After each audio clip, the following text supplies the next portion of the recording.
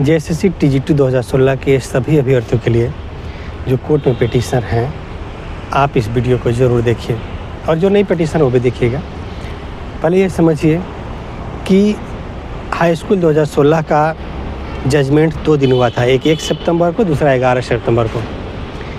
1 सितंबर वाला केस 1 सितंबर को जजमेंट के दिन ही डिस्पोज हो गया था। डिस्पोज होने से ये हुआ कि अब जो है वो कोर्ट में प्रेजेंट नहीं है और सेकंड बेंच में जब केस चल रहा है एलपीए में या डिवीज़न बेंच जिसको बोलते हैं उसमें, और सब लोग सेकंड बेंच में जाएंगे। 11 सितंबर वाला जो केस था वो अभी तक आज 27 नवंबर है, आज तक कोर्ट में ही प्रेजेंट था और उसी में सब लोग नए जो केस में पिटीशन बनते थे उसमें टैग होते थे न। आज 27 नवंबर 2025 को 11 सितंबर 2025 के जजमेंट 50/40/2025 ये केस नंबर है 75/2025, उसमें सभी केस जितने भी केस टैग थे सभी केस को आज डिस्पोज कर दिया गया।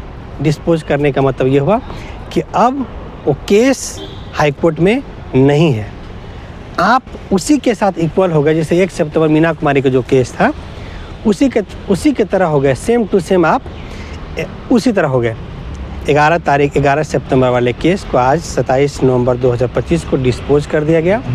आपका केस उसी स्टेज में खड़ा हो गया जिस स्टेज में 1 सितंबर 2025 मीना कुमारी जिसको बोला नाम देते हैं, उसी केस के साथ आपका केस साथ साथ हो गया।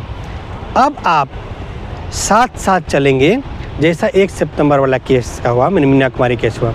मतलब 11 सितंबर पहले भी आपको बताए थे कि 1 सितंबर और 11 सितंबर दोनों केस एक साथ था, पहले ही बताए थे आपको।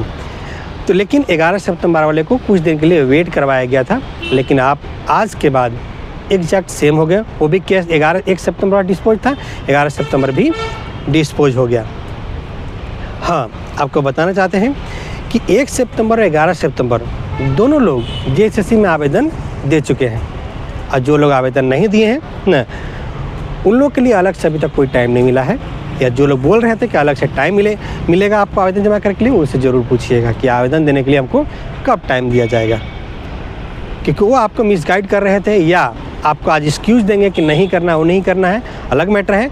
लेकिन जब एलपीए में अब केस चल रहा है डिवीज़न बेंच में या सेकेंड बेंच में, उसमें जो भी डिसीजन होगा आप वो सबके ऊपर लागू हो गया। 1 सितंबर वाले के ऊपर भी, 11 सितंबर वाले के ऊपर, दोनों को साथ हो गया। और एक बात और बताना चाहते हैं कि आज 27 नवंबर 2025 है, 11 सितंबर वाले सभी केस को डिस्पोज किया गया। तो उसमें ऑर्डर क्या जारी हुआ? ऑर्डर ये जारी हुआ कि एलपीए में जो डिसीजन होगा वही डिसीजन इन सब के ऊपर लागू होगा। मतलब 11 सितंबर वाला जो केस था जो डिस्पोज हुआ, इसके लिए ऑर्डर जारी हुआ है कि एलपीए में जो डिसीजन होगा, मतलब सेकेंड बेंच में टीजीटी 2016 का जो डिसीजन होगा वही इसके ऊपर लागू होगा। ये ऑर्डर हुआ है। मतलब आप एग्जैक्टली सेकेंड बेंच का जो केस चल रहा है आप उसमें सेम लड़िए, ताकि आप उसमें जो ऑर्डर होगा आपके लिए होगा। वही ऑर्डर मीना कुमारी केस के लिए भी है कि जो एलपीए में डिसीजन होगा मीना कुमारी वाले ये 1 सितंबर वाले के ऊपर भी लागू होगा। आप दोनों आज के बाद 27 नवंबर के बाद आप दोनों एग्जैक्टली सेम टू सेम हो गए। बस सभी लोग, हम मेरे द्वारा जितने पिटिशनर थे 1 सितंबर 11 सितंबर सबका आवेदन जमा करवा दिए थे, आवेदन जमा हो गया है।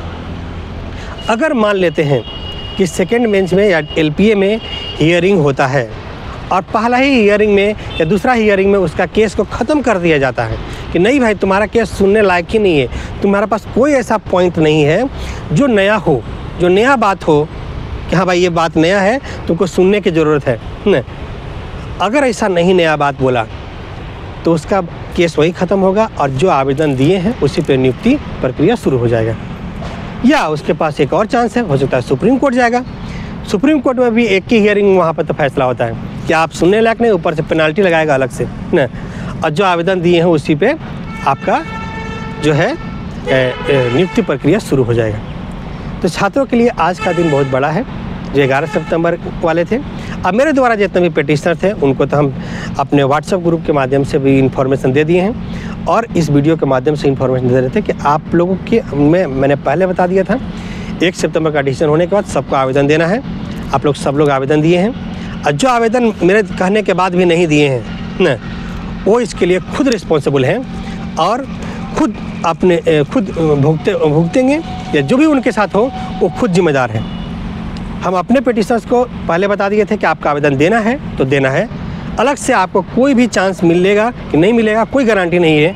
और मिलेगा तो ठीक है, फिर से दे लीजिएगा, नहीं इस बार मिला हुआ है 2 महीने का टाइम, आप 2 महीने में दे लीजिए आवेदन, बस यही है।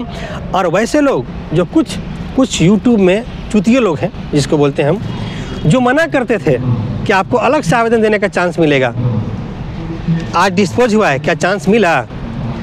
तो वैसे लोगों का आप डायरेक्शन मत मानिए। हम यही बोलेंगे कि आप मेरे चैनल पे बने रहिए। ये जो डायरेक्शन आपका हम अपने पिटिशनर्स के लिए देते हैं वही आप सबके लिए देते हैं। आप बने रहिए, बेस्ट डायरेक्शन आपको मिलेगा। और बहुत लोग मिसगाइड करते हैं, बहुत से लोग गलत सलत डायरेक्शन देते हैं, वैसे डायरेक्शन को मत मानिए। आज 1 सितंबर 11 सितंबर 7 हो गए। अब मेरा देखिए कि मेरा बात बोला हुआ सब बात सही है कि नहीं सही है। क्या 1 सितंबर वाला जाने वाला था, यही बोले थे 11 सितंबर वाला भी जाएगा, ये कुछ जैसे वो चला जाएगा तो कुछ दिन के बाद इसको भी डिस्पोज करके वहाँ पहुँचा दिया जाएगा। आपको पहले बताए थे कि 1 सितंबर वाला जितना है पहले जाएगा और 11 सितंबर वाला को भी डिस्पोज करके पहुँचा दिया जाएगा। देखिए आज आपको डिस्पोज करके आपको पहुँचा दिया गया। जो बात आने वाला है वो बात हम आपको पहले बता रहे हैं कि क्या टेक्निकल बात हो सकता है। ये याद रखिए, कौन एक होता है कि कौन आपको रास्ता बता रहा है, उसे समझ होनी चाहिए हाँ कि आगे क्या क्या प्रक्रिया क्या क्या कर सकता है वो, ना कितना बात घुमा सकता है। इसीलिए आपको पहले बताते हैं कि नहीं भाई आप 1 सितंबर में 11 सितंबर हो गए, 1 सितंबर जाएगा 11 सितंबर भी जाएगा। तो आज गया डिस्पोज होकर आप पहुँच गए। और वैसे लोग जो 11 सितंबर में थे और कुछ लोगों ने मना कर दिया था कि आवेदन जमा नहीं कर सकते, आज पूछिएगा उससे ज़रूर कि 2 महीने का टाइम ख़त्म हो गया, अब मेरा आवेदन जमा नहीं हुआ, मेरा आवेदन जमा कब करवाया जाएगा? अलग से क्या ऑर्डर में जारी किया गया है कि आवेदन जमा कीजिए? तो कौन रिस्पॉन्सिबल हुआ? आप रिस्पॉन्सिबल हैं। पहला कि आपको बताए थे, हम खुद बताए थे, या जो आप डायरेक्शन दिए वो जानेंगे।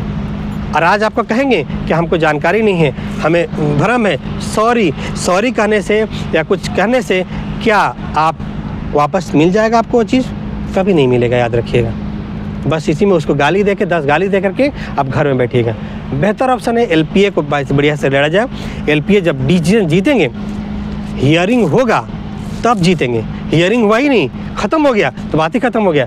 लेकिन अगर हियरिंग होगा तो LPA को हम लोग ज़बरदस्त तरीके से लड़ेंगे। डिवीज़न बेंच में जो केस चल रहा है सेकंड बेंच में, ज़बरदस्त तरीके से लड़ेंगे। यकीन बताते हैं आपको कि सेकंड बेंच में भी छात्र जीतेगा, सुप्रीम कोर्ट में भी छात्र जीतेगा। आप बस वेट कीजिए, ज्वाइनिंग हो रहा है। ज्वाइनिंग किसी कीमत पे लेंगे, ठीक है। बाकी अपडेट आपको देते हैं चैनल पे। धन्यवाद।